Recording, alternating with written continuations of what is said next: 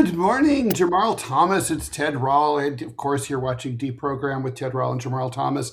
It is Tuesday, April 28th, 2026. Thanks for tuning in, liking, following, and sharing the show. How are you doing this morning, JT? What's going on, man? Doing okay this morning?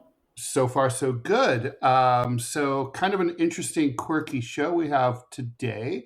We'll be talking about the low-cost airlines like Spirit Airlines shaking down you, the federal taxpayer, for the $2 billion that they don't want to give you for your health care. Also, the news out of Mali. I know you're interested in this, JT. We Yes. have the whole story. It involves Russia, France, Mali, the U.S., Al Qaeda. It's got everything. And then a story that's near and dear to me, which is Gulnara Karimova. I don't know if are you familiar with her at all? So she's quite a piece of work, as they say. She's the daughter of the late Uzbek president Islam Karimov, and he was a spectacularly unpopular despot who used to boil his political opponents to death in a giant vat of water. I have the photos, and her anyway. The daughter, and as long as the rest, as well as the rest of the family, was looting Uzbekistan for years. Anyway, she's now on trial in absentia in a Swiss court for basically this crazy money laundering and theft operation. Unfortunately, she can't attend in person because she's already in a gulag in Uzbekistan. So it's all good times. So anyway, we are here 9 a.m. Eastern time, Monday through Friday. For people who are not familiar with my books and stuff, I've written and traveled extensively throughout former Soviet Central Asia. And I know you've been to not maybe the Central Asian republics, but you've been to a lot of former Soviet republics. So Yeah. you know, and you've lived there. So you know this dynamic very well. So I think we should just get to it. If you're watching live in the 9 a.m. Eastern Time hour this Tuesday morning, please put your questions and comments into the live chat on YouTube and Rumble. As always, we really appreciate your support. So if you do choose to do a super chat or a Rumble rant, which means that goes with a donation, we will prioritize those and answer your questions first, and we'll be really appreciative. But we appreciate all the questions, and we know not everybody is in a position to be able to donate. So we appreciate you just being here to watch. Okay, so with that, what do you want to do first, JT? You want to do the airlines? You want to do the Tuaregs or Mali. Karimova? Let's do Mali. Okay, Because the Mali thing fascinates me. So over the weekend, there were reports of a terrorist attack on Mali. Now, to be honest, it's not really a terrorist attack. It's more like a proxy army that attacked the country itself, trying to take over multiple locations, including the capital. The Russian forces. Where do they come in from? Are they in a neighboring country or? So the belief is that they're Western forces. Basically, France is trying to get his hands back on his former colonial possession. Mali, Burkina Faso, and Niger formed the Sahel states. Mm-hmm. And they were able to basically form governments to throw off, let's say, colonial overreach in the context of their quote-unquote democracies, which weren't really democracies at all, which is part of the reason why the public supports all of these governments. If they kicked the French out, they kicked the Americans out. They did both. France has never really gotten over that, nor has America really gotten over that, especially with the Russian influence in the Sahel states providing security and stability for the governments of those countries. A proxy force of thousands, I think from 10 to 20,000, because the reports differ between the number of people that were involved in this, but it was a force. And it was almost like this kind of Syrian-style attack that succeeded in Syria, but failed in Mali. Part of the reason it failed is because the Russian and Mali defense response. Africa Corps from the Russian side worked with the Mali government in order to push back the terrorist attacks in most of the main locations. I think the terrorists were able to take Kidal, K-I-D-A-L, but for the most part, the government and whatnot were preserved and maintained with thousands of dead terrorists who were trying to take over the government. This was a way for the West to effectively undercut the influence, A, of Russia in the region, but B, also the fact that these Sahel states are not aligned with France, not aligned with the United States, and effectively are charting their own way in These are Africa. mostly military juntas, right? At this point. Yeah, they're hunters. They Hmm. are. But they're hunters that are supported by the population. And honestly, you can make it. Let's talk about that for a moment. Military hunters. Under normal circumstances, from the standpoint of countries like the US, we look at those things as being problematic. Hmm. However, if you have a quote democracy, and that democracy still includes, let's say, imperial influence from countries like France. Like, for example, Niger. France was able to get uranium and other materials dirt cheap. And the democracy, as they call it, allowed France to do it, effectively screwing over the government itself. With You cheap under market concessions that should radically, have benefited the people, but instead did not. exactly. And it was like radically undervalued. Um, if you look at, let's say, the economics of the country, so let's say the gold mines being owned by somebody else, the materials being owned by other countries, meaning the hunters, yeah, as Americans, I think we're going to be dodgy of hunters in general, right? By the same token, Well, we used to love them, so it all depends. well, as long as we work with them, right? Yeah. As long as we're working with the government. But in this particular case, these hunters took over specifically in order to overthrow what they considered to be over over too much influence of, let's say, France in the previous colonial possessions. So even though France said, okay, you're your own country, it was never that case. They were never their own country. And the democracy was a way of France managing that country by proxy. Hunters overthrew it. The people resoundingly approved of it. You have people carrying Russian flags, effectively with this idea of pushing back on the French.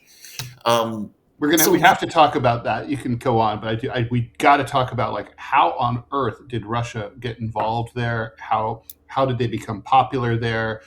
Is it the Russian government, or is it the Wagner Group, mercenary organization? Like, which is it, and all that? Because I mean, it is, it's because really it sounds but to American ears, it's like, why is Russia in West Africa? because, I mean, you could ask, why is America in Africa, right? Sure, but Um, historically, yeah, and historically we haven't been really, except for Liberia. well, in the Russian case, so there were a few things. When when Russia was fighting Ukraine, despite all the propaganda that was taking place in the West, Russia attacked, for no reason. Putin just wants to expand his empire all throughout Right. Europe. He's Blah trying to blah put the blah. band back together. Yeah. Yeah, they're trying to put the Soviet Union. Um, the rest of the world didn't necessarily accept that as true. That was just stuff that was pumped out to the West. Hmm. If you were a country that was colonized, if you were a country that had, let's say, a terrorist issue that you're associated with Western powers, if you had, because a lot of people believe that the terrorism was coming from the West in order to create a reason and a justification for the US, or for that matter, for the French to be involved in those countries. Basically, we're pushing these guys to behave this way and using them as an excuse to effectively be involved in the country itself. So when they saw Russia effectively standing against all of the West, they used that as a rallying cry. It was like, whoa, you mean Russia is fighting the great empire? You mean Russia is fighting all of these countries? They looked at it as a way of pushing back, meaning from the standpoint of people carrying Russian flags. Well, there are also historic ties, right, between the old Soviet. We're talking, today's theme seems Yes, to be the Soviet Union, right? And that too. obviously, the USSR was tied up with the non-aligned movement and with the and was the leading force of anti-colonialism in Africa from the outside. Yes. Obviously the people who, it's Africans who led that, but they got the most assistance when Nelson Mandela was inaugurated as head of the ANC in South Africa. There were Soviet flags side by side with South African flags, and a lot of Americans were like, "What's with that?" And he said, Yeah. like, "These people were the only outsiders who ever helped us." Yeah. And it's so true. And in this particular case, it's like the reality of it is, if you are throwing off the yoke of imperialistic reach, you're going to be a target. Hmm. And from their point of view, it helped to have let's say a big brother that is also a nuclear power, that is also a military power, to help stabilize and protect the government when you know you're under threat. Meaning, it's not like the French said, okay, we're going to just let them do their own thing. That's not the way they looked at it. In fact, the terrorism in the region was suspected or looked at as coming from Western sources. If you notice, ISIS never attacked Israel. In fact, Israel was actually providing support to ISIS.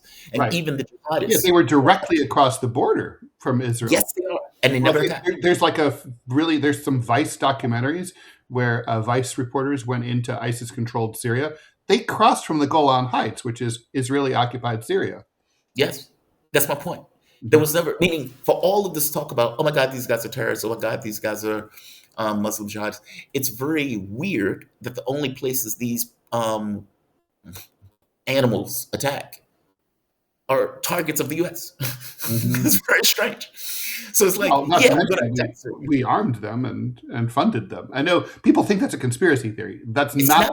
I mean, it's not like it's a robust, full-fledged alliance, but we funneled them shit. There's no question about that.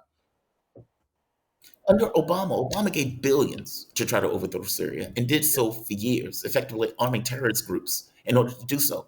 Go back and look at Tulsi Gabbard. When Tulsi Gabbard went on CNN and Tulsi Gabbard was like, we're arming terrorists, Jake was like, well, what do you mean? What do you mean? What do you mean? She's like, we're arming terrorists.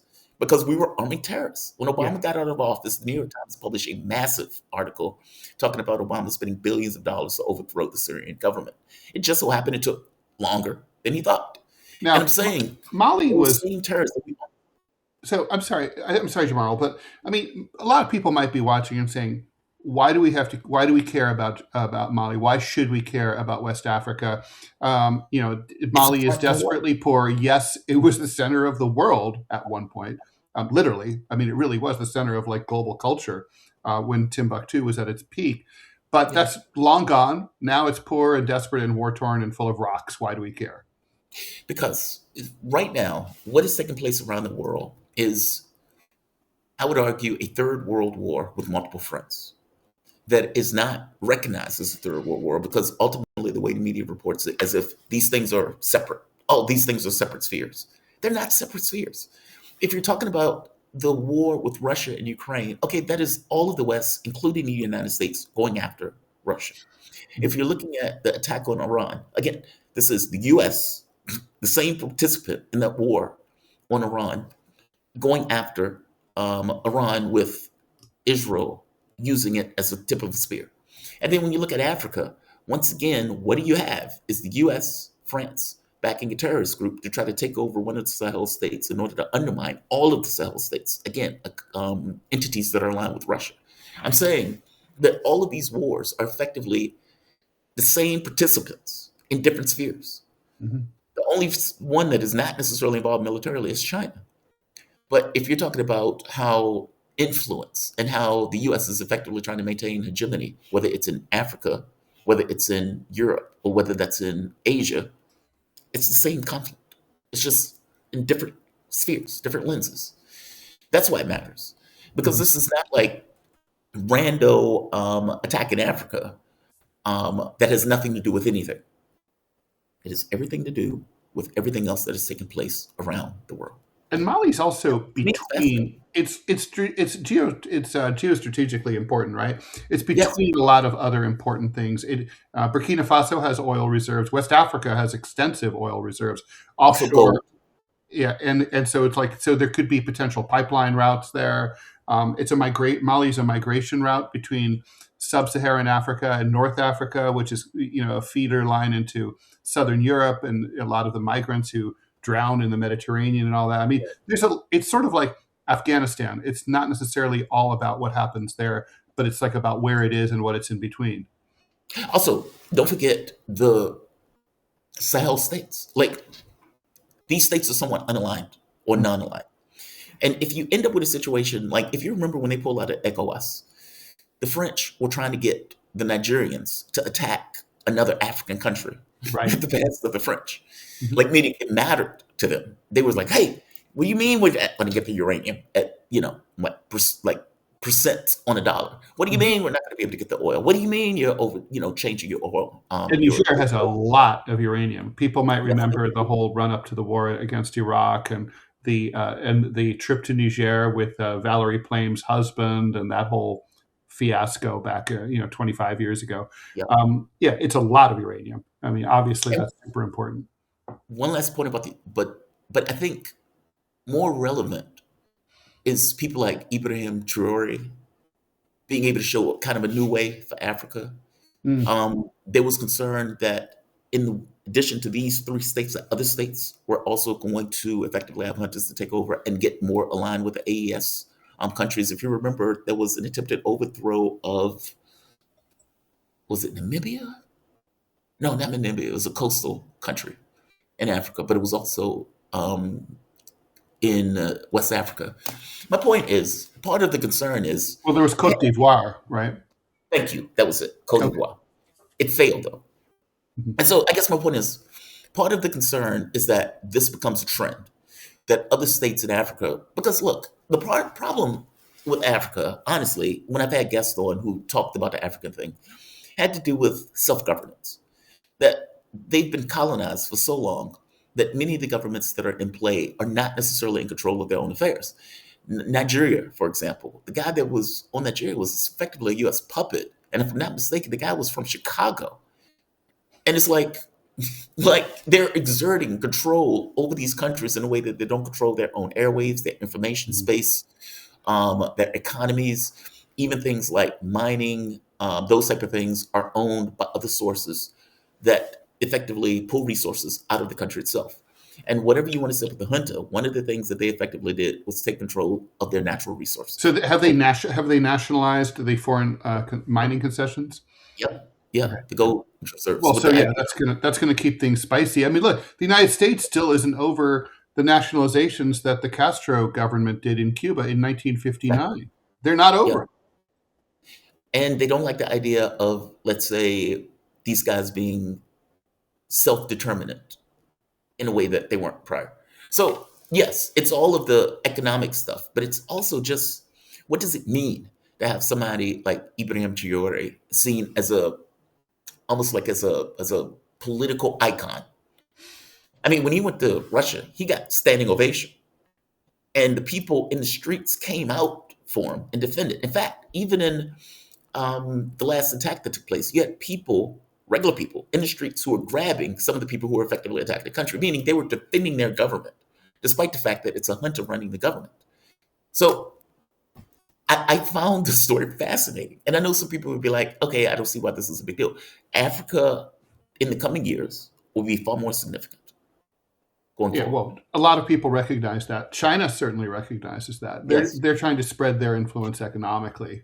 They're, basically, they don't want to invade and occupy anyone. They just want to rent them.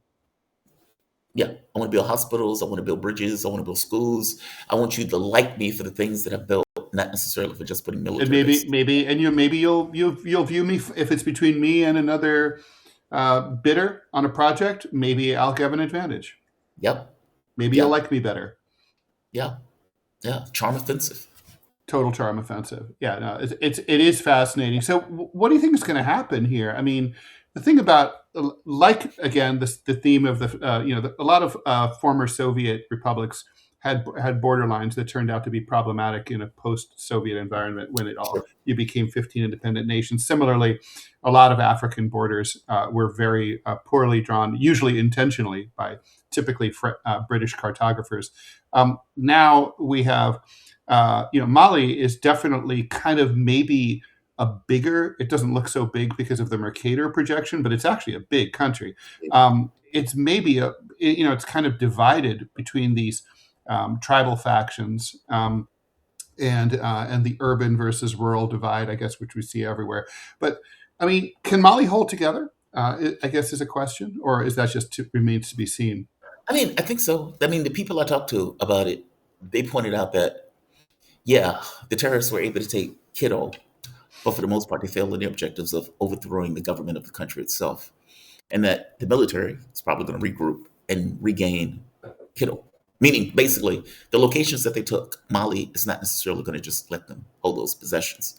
I think the most interesting thing is this idea of self-defense and how you can make a case that says time is up. That the fact that you have a terrorist force, or like 20,000 people that basically raided the capital, that they were able to kill the defense minister, that is problematic. And that That's is a an big deal. indication. Yeah, that's a big deal. That shouldn't happen, right? Well, so what about the French? Are they? I mean, look, I feel like President Emmanuel Macron is in his last year as president. Yes. He's term limited out, and he's about as popular as lint. So he's going to be gone. I mean, he's got his hands full, and I think that's a big part of why he, pulled. Also, he's young, and I think that he's not that interested in French colonization, right? But that could easily change under a right-wing government next year. And which is likely to, I mean, I could see Jordan Bardella, who is Marine Le Pen's, she can't run because of a court ruling, but her protege. I mean, the tradition in post-colonial independent Africa, starting in the 1970s, 80s, and 90s, was that the former colonial power is expected, or certainly viewed itself as entitled, to wade in when there's a crisis or something that calls for Europe or the Whitelandia's attention, right? So Rwanda, for example, right? When the genocide happened there in the mid 1990s, the expectation there was that the French or the Belgians were going to come in and ultimately put it out, and they did. That is ultimately what happened. If something were to go down in Congo now, people might, despite the horrific history there, like might turn to Belgium and say, hey, can you guys help out? Is that tradition done? I think that tradition is kind of finished, right? I don't think the French are going to wait. It's not going to be like, well, France, this is your thing. You made Mali. This used to be yours. Now you have to send the Foreign Legion back, right? Well, the entire point of the overthrow was to get rid of French influence. Right. And so, yeah, who the hell are they? That's finished, right? And the French don't have the appetite for it, really. I don't know if they have the appetite. You'll know better than me on that one, whether the French have the appetite. I would say they don't like the fact that the government, or that they were removed. And the entire point of it's a blow to French prestige, for sure. It may be a blow to French prestige. But frankly, it's decolonization is like the best thing that can happen to a big power, right? France is better off without its colonies. Britain is better off without its colonies. They literally save money. They can focus on their own countries. They can build high speed rail. They can quit fucking around. They're no longer a target for their interests are no longer a target for military or terrorist attacks. You're just better off minding your own fucking business in this world. Yeah, no, I get that, but who the F are they? That's what I feel. Well, yeah, like this paternal relationship. It should that stuff needs to stop. These are grown people. They need to be able to function on their own. They don't want them there. Part of the reason that the people were celebrating the French leaving and protesting the French leaving was because they don't want them there. So, yes, I get the sense that that's over with, but that is not what is happening. Goodbye to all that, as the famous essay said. Let's bring Robbie has some housekeeping, so I'm going to put him in. And also, Robbie, as Robbie pointed out, thank you for the reminder. Right before we went on the air, the United Arab Emirates announced that it is withdrawing from both OPEC and OPEC Plus, and I wanted to sort of break down the implications of that. So anyway, go ahead, Robbie. Well. Oh, Robbie, you are muted. I see you muted. Yep, I'm a moron. So what I'm going to do, I'm going to drop a link into both chats for a social media site that we are active on that's called Pickaxe. And the reason why I'm doing this is because there's no algorithm there, and your favorite cartoonist posts weekly columns there every week. And people have been saying, how can I find Ted's columns? I can't find them anywhere on X. I can't find them anywhere. If you click on the link to Pickaxe, follow Ted Rall. He's the only Ted Rall that's there because we have the best Ted Rall. You will be able to see all of his weekly columns, and also I will be animating more of his cartoons going up today. Also, y'all may have noticed there were no clips or shorts posted yesterday. That's because I was very busy and did not have a chance to do it. So I'll be getting caught up on all that stuff today. Thank you very much, Robbie. Do we have an ad by any chance? Oh, I can answer that question, can't I? You can. Let me even see $sign. I'm going to get good at this. I'm going to learn how to do this. I see no ads currently. Okay. Okay. So, all right. Thank you, Robbie. So all right. So UAE is out of OPEC and OPEC plus. Basically, it seems that they want to produce. They have capacity in excess of 5 million barrels a day, and that capacity is mainly sitting idle. And they would like to export more oil. They would like to produce and export more. They're annoyed by the OPEC cartel's limitations on how much they're allowed to produce. That's what a cartel does, right? Like a cartel basically says, we're not going to unleash too much supply onto the market in order to keep the prices up. I mean, certainly no danger of the prices not being high enough now. I guess the question is, JT, are we going to I'm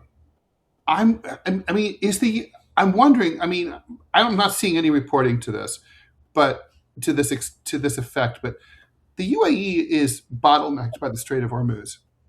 They are now effectively controlled by Iran. Could they be seeing the writing on the wall and realizing that they're going to have to maybe not necessarily make nice, but reach some sort of accommodation with Iran in order to be able to do business in the future? And could this be related, or is this sort of a decision that may have just been in the making pre-war, and now we're just seeing the aftermath of it? No, I don't think it was in the making pre-war. All right, something else is going on. So Saudi Arabia is at odds with the UAE. They are bumping heads big time, especially over the war. Saudi Arabia, for example, the UAE put a thing saying that it needed the United States to effectively compensate it in some way, like basically to have money swaps because it was running out of cash. The UAE also, was it Saudi Arabia? The UAE was pissed off at Pakistan also because Pakistan was holding the negotiations with Iran, effectively saying, if you're going to be neutral to Iran, we're going to be pissed off at you because Iran has been hitting our oil fields. Saudi Arabia has been backing Pakistan in regards to these negotiations, which has put Saudi Arabia and UAE at odds, and they've been at odds for a while. This is astonishing. I mean, UAE has been part of that since what, 1967? I think the report That's said. exactly correct. Yeah. Via Abu Dhabi. Yeah, that's what, 80 years? Yes. No, it's not that long. I was born in 1963, so it's 59. 40, 50, 60. I'm sorry, 60 years. You're right. I'm sorry. My math. Never do math on air. It's like you're trying to work that. I was like, 80. Yeah, 80. Sometimes I feel 80. It's a long time to be part of a process and for that process to effectively break down. Normally, when they are at odds, they still stay part of OPEC. Meaning, regardless of the odds that Saudi Arabia and UAE had over the years, they've stayed intact. And now they're like, we're out. This is directly related to the war. There's no way around it. Now, the question is, what does it mean? And that's more, yeah. I need time to think about that. I just saw this on air. I don't even want to speculate on air. I mean, look, UAE is like Israel's ass boy and also America's ass boy. So, yes. I mean, look, it seems to me like if I'm sitting in Riyadh, I'm throwing, golden dinner plates at the wall and saying, you fucking assholes, you're scabs. You just want to undercut us and depress the price of oil, and so that you can basically take the pressure that Iran off the necks of the Americans and the West. That's all this is about, and the Israelis. How does it get through the Strait of Hormuz? They can't get through. That's my question. They can't get through the Strait of Hormuz. I don't think any pipelines solve their problems. Because they still have the Red Sea to deal with. They still have the Houthis to deal with, and the Iranians don't even need the Houthis to close that up, right? No. So, I don't know. It might turn out to just be like there's something going on here that we're not. They're pissed off at Saudi Arabia. They are. There's been if you look in the media reports, Saudi Arabia and UAE have been at odds over the fact of the Iran war. Iran was able to hit multiple locations. The UAE.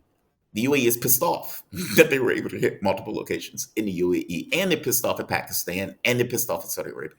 Meaning, the war has created divisions that weren't necessarily there, or the very least that didn't bubble up to the degree that they're bubbling up now. Yeah, I guess that's my thing is part. your question.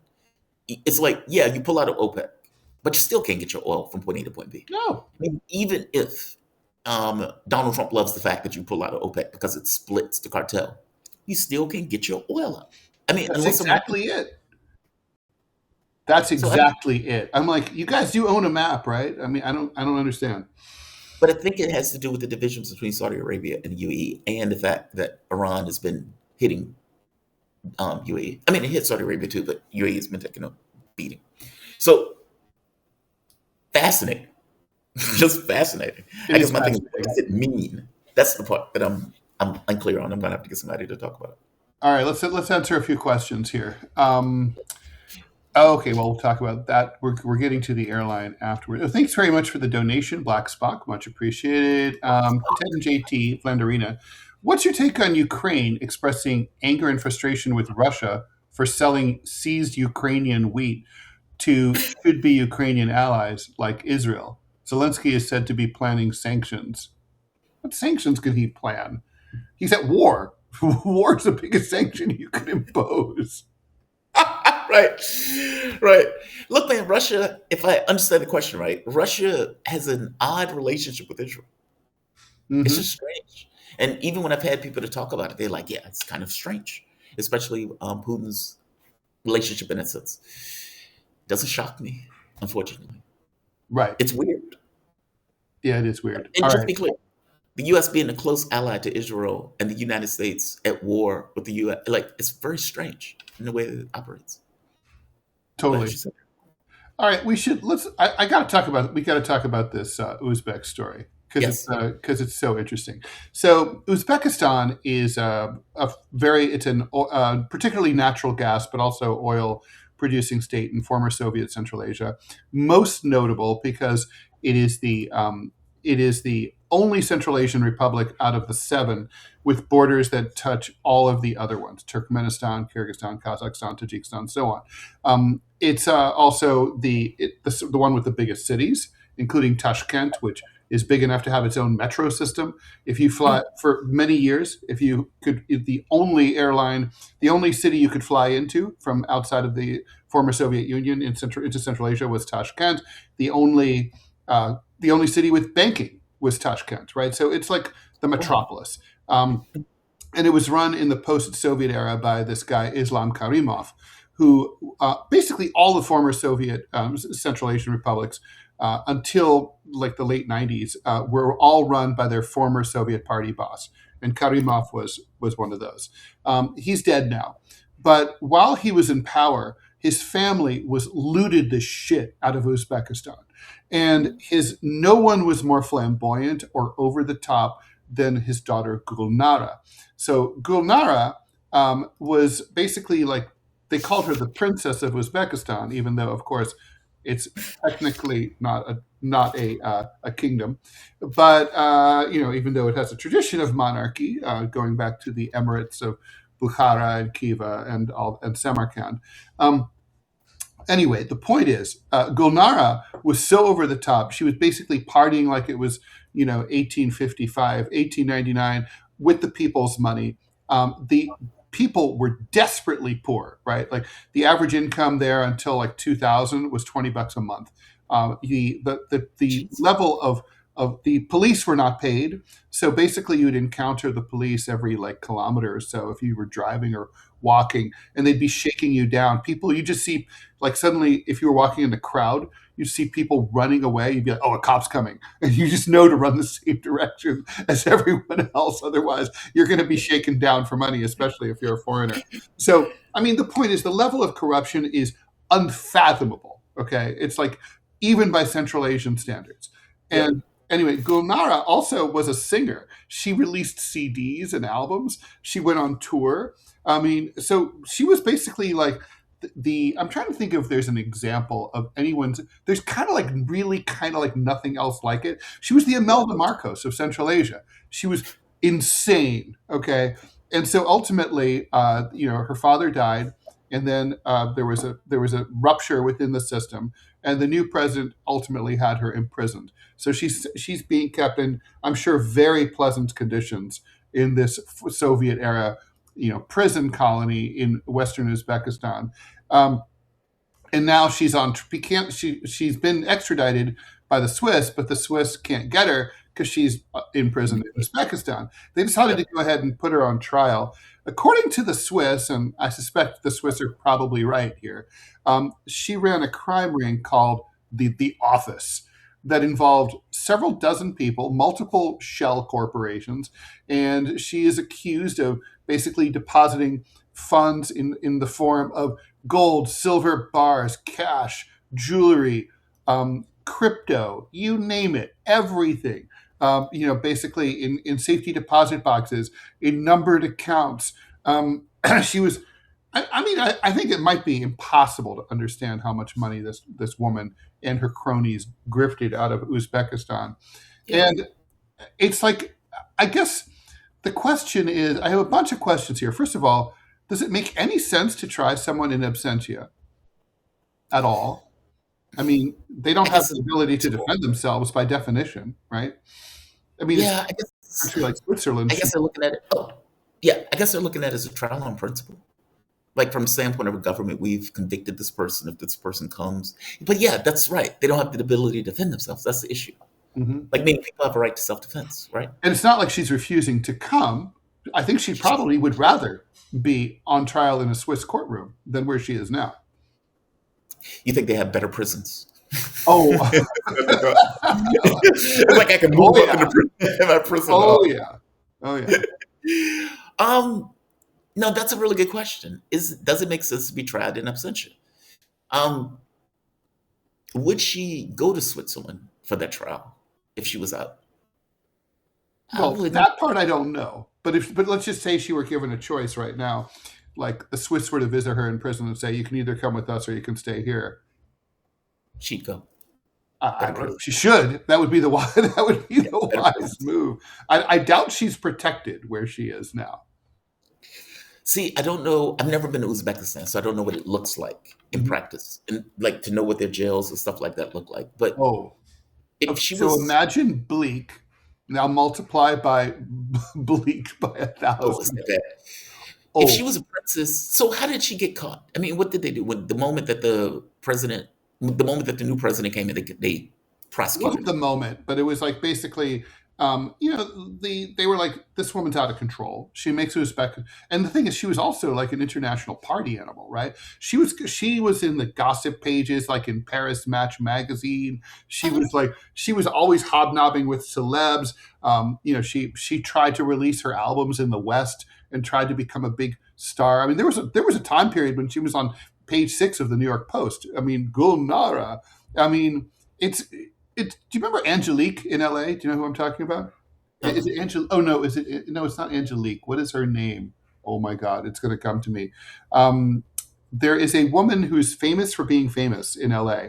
She's just a big, brassy blonde with big boobs, and there's just a picture of her and her first name on billboards all over Los Angeles, and it's been there for like 30 years, and nobody knows what she does or what she's up to. And basically, she's famous for being famous. Her husband basically pays for these ads, and that's kind of like what Gulnara was like. Interesting. Angeline, that's what it is. Angeline, thank you very much, Razmataz. Interesting. So she was like the original socialite for Uzbekistan. Interesting. I mean, look, I don't know if there's a purpose in trying somebody in absentia. I mean, maybe it's a legal issue more than anything else. Would she go to trial if it was a better prison? Well, yeah, it's a step up if it's a better prison, right? And Switzerland is probably going to have different laws and probably going to have limited time. Do you know how long she's in that prison? Like how long they? I don't think she's. It's an indeterminate sentencing. Basically, look, Uzbekistan's a dictatorship. Okay, I mean it's a brutal, tyrannical dictatorship, and so they basically law isn't really a big part of the equation there. So is this a political prosecution? 100%. Not that she doesn't have it coming. It sounds like she's just a party girl. But the embezzlement was from Uzbekistan. So there is a reason for the prosecution. What I'm trying to get at is Yeah, she in jail because of been fraud? she has raped the Uzbek people and the treasury for years. So, I mean, basically, there's two, in the. I don't know if this was the case in the former Soviet republics that you were in, although I would suspect it was, but you tell me. But like, basically, there's two models in former Soviet Central Asia, right? Which is the Kazakh model, where you basically the ruling family they grift and they skim off the top, but they share most of the oil wealth with the people. And so basically it provides social and political stability, and everybody's in on it together, but the ruling families, still get the lion's share. Then Right. there's the Turkmen and the Uzbek model, where basically the ruling family takes everything, and while millions of ordinary people are starving to death, and basically barely able to subsist. And then there's sort of the Kyrgyz and Tajik models, which is like they putter along the best you can because you don't really have any natural resources to steal in the first place. Oh, I see. So Azerbaijan functions on oil money, and there's a mafia style government in office. If you remember, Azerbaijan got real pissed off at Russia because Russia started locking up mobs like mafia that just so happened to be in Russia, and it's like, hey, you seem to have very strong feelings with the fact that they're locking up mafia people, right? It's like, why does it care that Russia's locking up the mob? Well, obvious, right?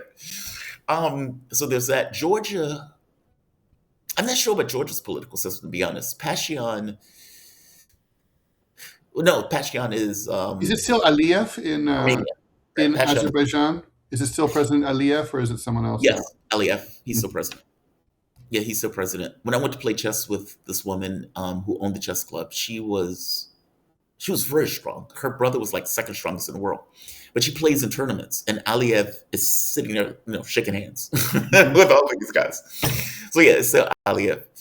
Pashinyan is Armenia. I forget who's running Georgia, but Georgia was more complicated. Yeah, I'm not sure. I mean, I'm not sure the ins and outs of the governments of Georgia. I pay more attention politically to the government of Azerbaijan just because of its proximity to Iran and the fact that it was in a less transparent way, allowing its airwaves to be open to attacks on Iran. Not to mention the Caucasus and what the United States is trying to do with this kind of freedom.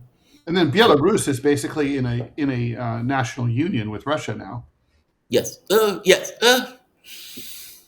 You mean Azerbaijan? They're not merged, but they're like.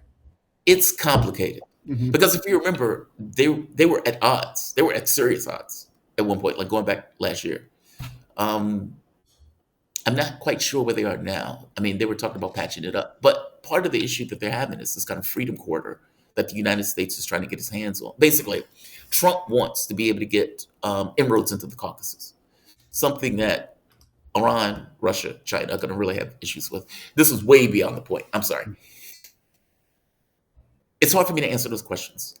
I could say that Azerbaijan is more into the mafia thing. Georgia, I'm unclear. So are you saying mafia? Because there is, of course, all these former Soviet spaces have actual mafia. Or are you talking Right. mafia-like governance, which is not the same? I mean, mob. I mean, the mob. Mob. Because there were infiltrations into Russia that was taking place associated with Russia calling it the mob. Basically, what we would consider the mob in the United States. Oh, like the yeah. mob. The government itself took issue with Russia putting what Russia considered to be criminals who were part of a criminal enterprise in jails.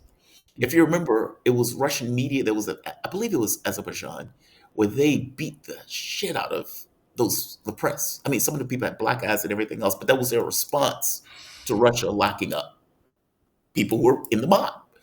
And so it was like this kind of wild situation where it's like, whoa, why are you taking issue with Russia putting obvious mob people, like people who were obviously involved with the mafia in Azerbaijan that infiltrated Russia, that was into criminal enterprises in Russia? You don't understand. Why are you taking issue?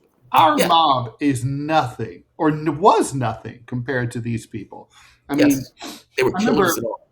I mean, oh my God, I have so many stories. But like, for example, if you walked into a a bar or a disco anywhere in a former Soviet republic back in the 90s or the aughts, and I'm sure this is true now, and the place is empty.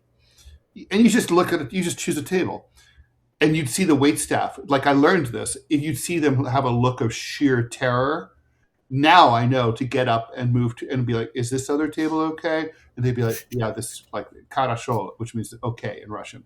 Like that's cool because like that table is the mafia table. Now the odds are the mafia guys never come in there ever. But if they saw someone sitting at their table, guns are going to come out. Everyone's going to die, right? What? I mean, like my favorite of these stories was this was, I guess, in the late 90s. Things were really crazy. They still are. I was in Urumqi in Western China, and I had just taken the train from Beijing, been in China for 3.5 weeks. I'm a coffee addict, right? And it's like, so no coffee in China, all the tea in China, right? No coffee. Yeah. So, but I'm like, I wake up in Urumqi, and I'm like, oh my God, I'm in the Muslim zone. What Muslims, what Islam means? Yes, it means Allah. It means coffee. So I'm like, okay. So I go out and ask, like, where can I get a cup of coffee? They're like, the Holiday Inn. So in Urumqi, I'm like, so the Holiday Inn there is like a 4-star hotel. So I go over to the Holiday Inn and I walk into a scene right out of a Quentin Tarantino movie. There are bodies everywhere, blood splatters all over the walls, on the furniture. It's mayhem. Probably like 15 people dead. The cops have just arrived and they're just trying to figure it out. Wait staff is dead. Everyone's dead, right? Like, so I talk to the cops, the Chinese cop, and they go, this shit happens all the time. It's fucking Russian and Kazakh mobsters.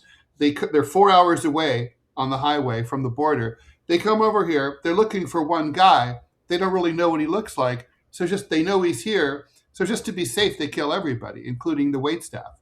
And so and I'm like, how often? They're like, oh, this is like all the time. Like we're used to it. And they were like relaxed about it. They're like literally like in a Quentin Tarantino movie, like mopping up the blood. And I mean, that was a routine for them. And by the way, I did get that cup of coffee. A waiter shows up later and he's like stunned. And I'm like, you can make me coffee, right? And he's like, yeah. Are you serious? I so they're like dead bodies all over the place. $8 for a cup of coffee. I was so pissed for fucking Nescafe. But like, anyway, whatever. But Ted, I think you're missing the context. There were all these dead bodies, and you're responsible. I needed that. Okay, I'm a coffee addict. I don't know if you understand. Yeah, I had to have it. It's been a month. I was dying. Anyway, so apparently a lot of people were. The mafia is crazy. All right, so I mean, those people weren't going to be any less dead if I didn't have my cup of coffee. True. Manchild, a Swiss banker on trial said they didn't know they were laundering money. They just had too many confusing rules. Is Swiss banking the world's most expensive game of I didn't see that memo? Look, as a former Japanese banker, I was not Japanese, but I worked for a Japanese bank. Let me just say that money laundering is a standard thing that all international bankers do every single fucking day. And you're doing it. And there's no question about it. And you have, I guess, some plausible deniability in that you don't know the source and or you might suspect. But if you're not told, you don't really have any obligation. And anyway, nothing would ever get done if people were turning in these people because that's all there is. It's like there's so much graft and illegality. Money laundering is normal. I don't know. I just feel like the Swiss know. And by the way, the Swiss don't guarantee your safe. It's not like the 1960s. Your money's not safe in Switzerland. If you really want privacy, go to Luxembourg. It's much better. They don't really know who you are, and so they can't turn you in. Quick, Attic Scorpion, thanks for the $4. Have you guys seen the new Michael Jackson movie? And if so, what did you think of it? Michael Jackson? Have you heard about it? No, I didn't even know they had another movie. Movie for what? I mean, what? Look, I need context. There's a new movie. It is being criticized roundly for not getting into the child abuse the pedophilia accusations, I guess I should say. And basically, it sort of ends before all of that. And so it's kind of like, I think it's the general take, and I have not seen this, so I don't know if it's fair or not, is that it's a whitewash. If being molested by Michael Jackson cures cancer. Now, this sounds outrageous. Do you remember? All right. So do you remember when they did that, Michael Jackson did that disastrous interview? And in the interview, there was this kid, and the kid kept rubbing and hugging on Michael Jackson. Weirdo. It was so weird. And the kid had cancer. Mm-hmm. And it was like, being molested by Michael Jackson cures cancer. It's like, okay, bad joke, fair enough. But talk about an interview that was worse than an interview with Prince Andrews, I think. Where Prince Andrews made the argument that that's pretty. What she said, I sweat too much, and I couldn't sweat anymore because when I was in the war, it scared me shitless, and I lost the ability to sweat. So obviously, she's lying when she's saying I was a heavy sweater. And it's like, what? What are you saying right now?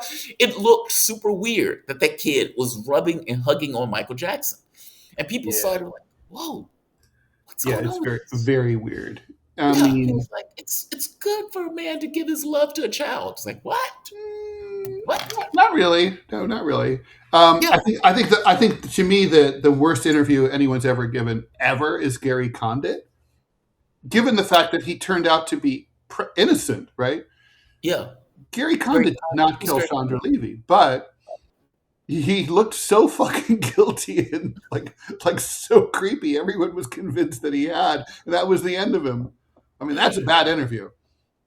What? And who's Gary Condit? Give me he's the guy who was accused of killing Chandra Levy. He was a congressman from northern Central California, and he was accused of killing. He had an affair with his intern. And don't get those interviews. I know you may think the interview is coming out right. Don't get those interviews. Somebody should have told Prince Andrews, don't do that. Don't get that. That's a good question, right? Like people who are in crisis, they often end up, back in the day, they'd go on with Barbara Walters or whatever. I don't know. Like, I'm trying to think, is there an example in crisis management where someone who's beleaguered like that gives an interview and then it helps? I guess Bill and Hillary Clinton during the 1992 Democratic primaries when there were the bimbo eruptions. Yeah. I think it did help quell things. But it's Hillary who really did it. See, the issue is you want to explain yourself. But the moment that you have a conversation, it splits. Mm-hmm. Like if you and I get into an argument, it will fracture. There'll be some people who think I'm right. There'll be some people who think you're right. And by the way, this could be with one of us being completely wrong. Right. And so when you're in an interview like that and you're like, okay, I have to deal with allegations that I was sexually abusing women with Epstein. How do you get out of that interview convincingly? I don't know. Yeah. I wouldn't do it. Bad idea. Yeah. No, no, it's true. I think generally speaking, you're better off. Unless you're truly innocent, pure as the driven snow, and you can.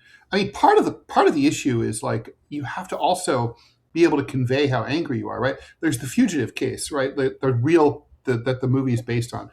The doctor in Cleveland who really didn't kill his wife, but he was such a cold fish and he didn't cry and like I didn't do whatever. Said that the jury didn't believe him and sent him off to prison. Right? Part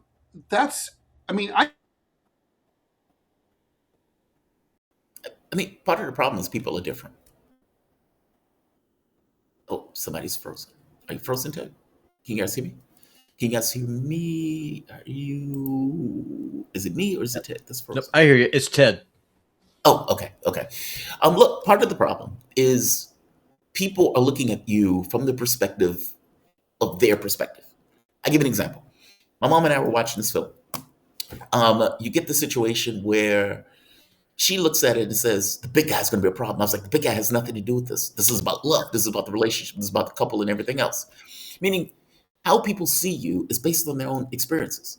And one person may be unemotional. Somebody else may be overly emotional. And they're looking at that and they're judging you by themselves, which is a problem. There we go. There That's you a are. fact. Okay, we all froze up there for a second. Oh, That no, might have but- been me. Might have No, been that you. was 100% you.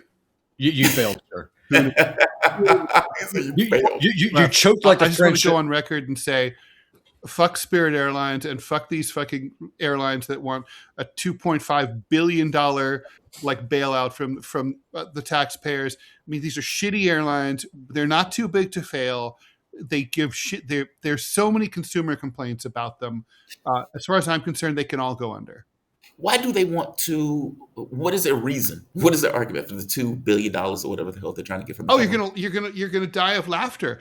It's the war because the U.S. attacked Iran, and so all the oil prices have gone way up. So jet fuel prices are way up, and unlike the big carriers like American United and Delta, these smaller carriers don't hedge themselves with oil futures, so they're buying jet fuel at the old prices, so they can't stay afloat. Spirit was already in trouble, and they're asking for a $500 million loan that they're not going to be able to pay off. If they can't pay it off, then the United States government becomes the owner of Spirit Airlines. So, I mean, in a way, I guess I should approve as a socialist of de facto nationalizing of corporate assets, but I would hope that we could seize a better airline than Spirit. Yeah, I agree with you. If the business can't operate, then that's on the business. And that is right. Look, isn't that the essence of capitalism? Right. It is, and us owning the business, it's not going to give us cheaper prices. So, yeah, I mean, kick rocks. Yeah. And also, I really don't think they're too big to fail. I mean, if these carriers go out of business, I mean, by the way, they're not really low cost, right? It's basically the ticket price is low cost. But if you'd like to bring luggage, that's $100 each way. I mean, that's not an exaggeration. No, that's not an exaggeration. That's how much it costs. They may say it's $150 each way. They can say, because what they try to do is basically cut services to cut costs. Yeah, that's it. Yeah. We have a question before we close out for today. Maybe Bluth Funk. Guys, regarding the accusers, do people care? Sometimes I wonder if the average man is just a poor Caligula, e.g. the abuses of the Catholic Church, Boy Scouts. Surely people knew. Well, some people knew, obviously. I think people care. I mean, well, in the Catholic Church, it's a little bit different, just because they're functioning around a particular ideology, in which case they want to defend the ideology despite the fact that these people are pedophiles. Yeah. But I think if you go to just regular people, they feel some kind of way about stuff. It's, I think people are empathetic, especially at a distance, if that makes sense. Meaning they can see something and feel some kind of way about, hey, that's outrageous. Hey, that shouldn't happen, et cetera, especially if they're not in that context and they just think it's wrong. If I see somebody get murdered, I'm going to feel some way about the person that got murdered. Let's close out with an ad because we have one. Let's see. Hold on. Okay. They can freeze your accounts, shut off your cards, lock you out of your own money overnight. Banks don't protect you, they control you. That's why real financial freedom starts with ownership. Introducing Rumble Wallet, a non-custodial wallet built for people who refuse to give up control. With Rumble Wallet, you don't just buy digital currency like Bitcoin and Tether. You can own Tether Gold, real gold on the blockchain through Tether Gold. You get direct ownership of physical gold bars, each one fully allocated, verifiable by serial number, purity, and weight. This isn't paper gold. This isn't an IOU. This is real gold without bank vaults, storage fees, or gatekeepers. You can buy, sell, or move it 24 hours a day, 7 days a week, even when traditional gold markets are closed. And if you want, Tether Gold can be redeemed for physical gold. That's power. And when you support creators on Rumble, you can tip them directly using Rumble Wallet. Peer-to-peer and outside the banking system, no permissions, no middlemen, no cancel button. This wallet is yours forever. JT, would you be so kind as to take us out? I will indeed. Thank you. You guys are listening or watching DeProgram wherever you are. We appreciate you watching this particular program, this show.